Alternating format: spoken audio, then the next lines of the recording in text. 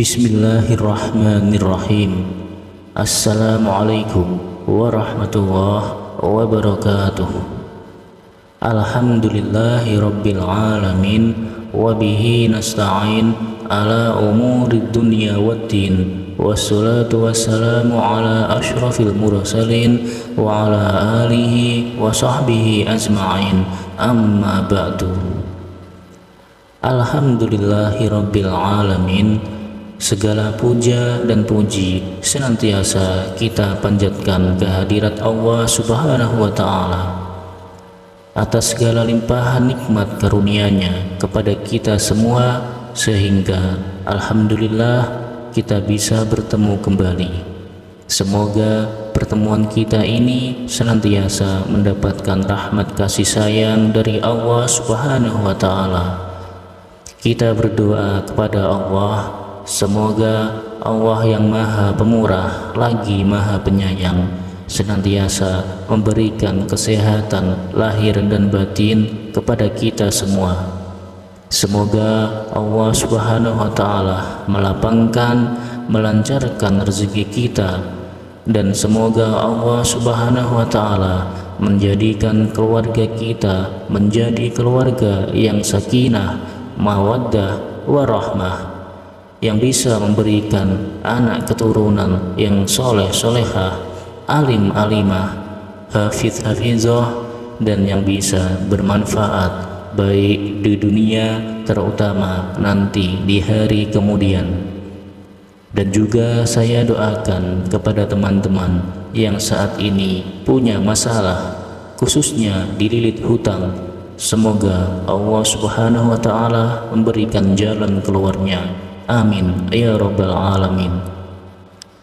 Sahabat beriman yang dirahmati Allah Subhanahu wa Ta'ala, insyaallah dengan izin Allah Subhanahu wa Ta'ala, pada kajian kita kali ini saya akan menyajikan satu materi yang insyaallah semoga ini bisa bermanfaat tentang khasiat, keutamaan daripada mengamalkan, mewiridkan surah Al-Fatihah.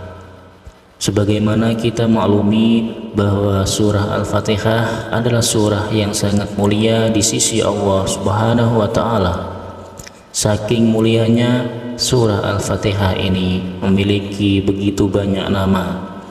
Berdasarkan dalil-dalil atau hadis dari Nabi kita Muhammad sallallahu alaihi wasallam, di antara nama-nama surah Al-Fatihah ini, yang pertama adalah surah Al-Fatihah pembuka, ya surat pembuka daripada Al-Quranul Karim.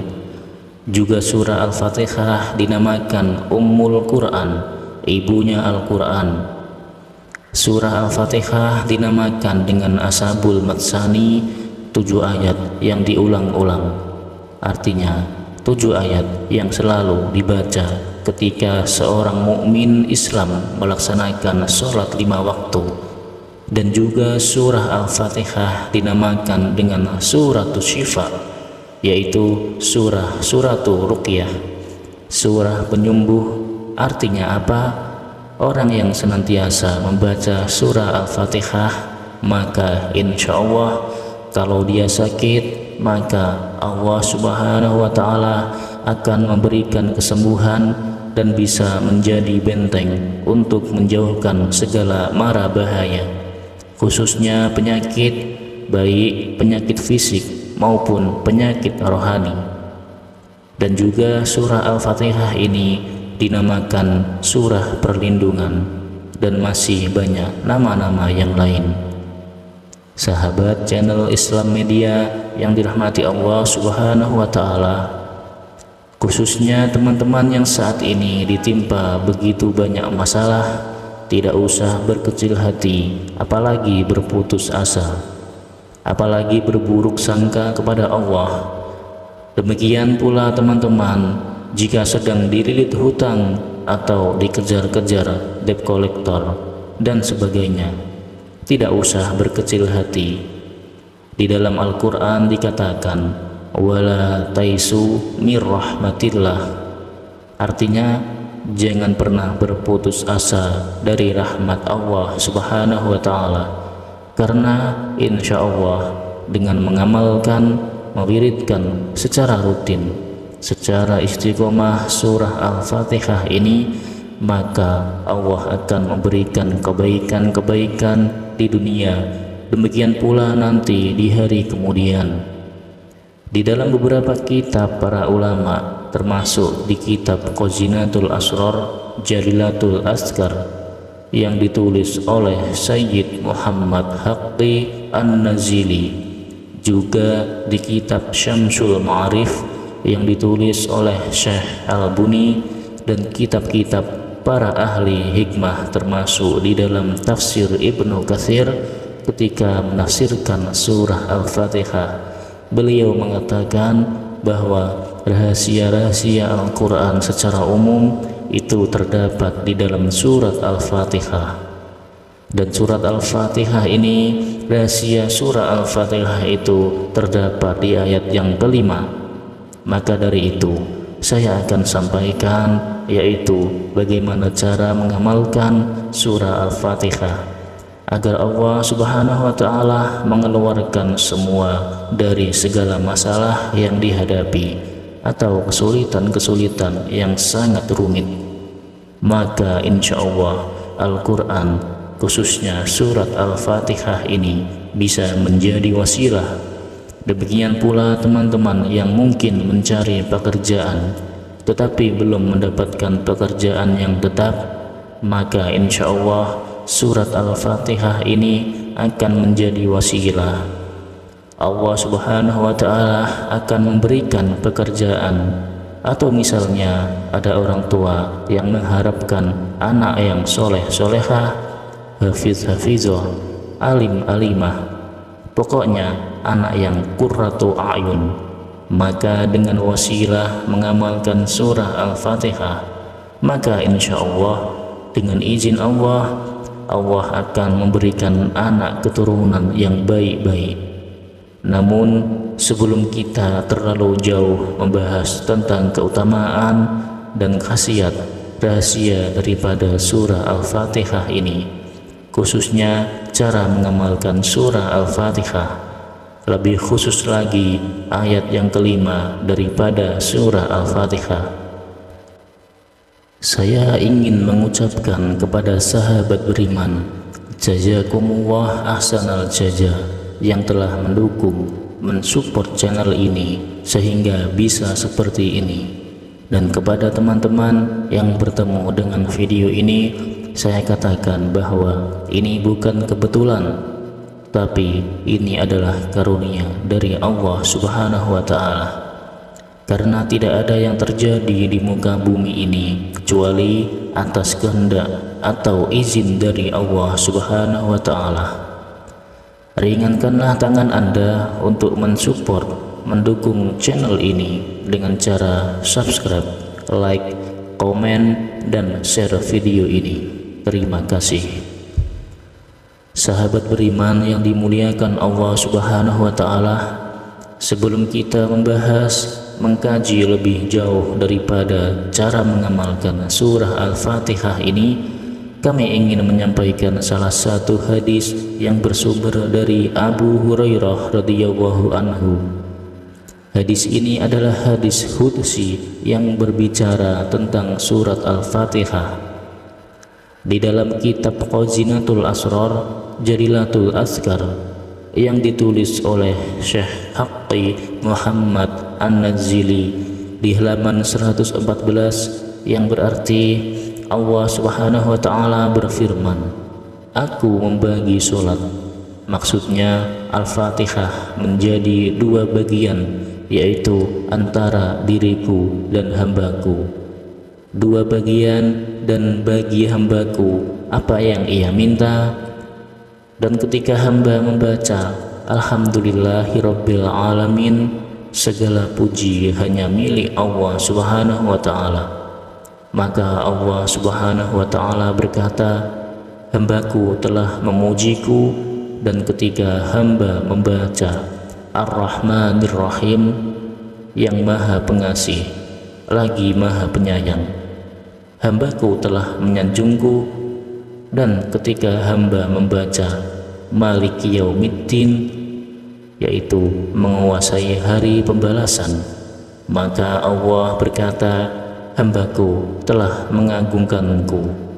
Dan ketika hamba membaca iyyaka na'budu wa iyyaka nasta'in, hanya kepadamu kami menyembah, hanya kepadamu kami meminta pertolongan, maka Allah Subhanahu wa ta'ala berkata, ini antara aku dan hambaku, dan bagi hambaku apa yang ia minta. Dan ketika hamba membaca ihdinas siratal mustaqim siratal ladzina an'amta 'alaihim ghairil maghdubi 'alaihim waladdallin, artinya tunjukilah pada kami jalan yang lurus, yaitu jalan orang yang telah engkau beri nikmat, bukan jalan yang dimurkai, dan bukan jalan orang yang tersesat. Maka Allah Subhanahu wa ta'ala berkata, ini adalah untuk hambaku, dan untuk hambaku apa yang ia minta.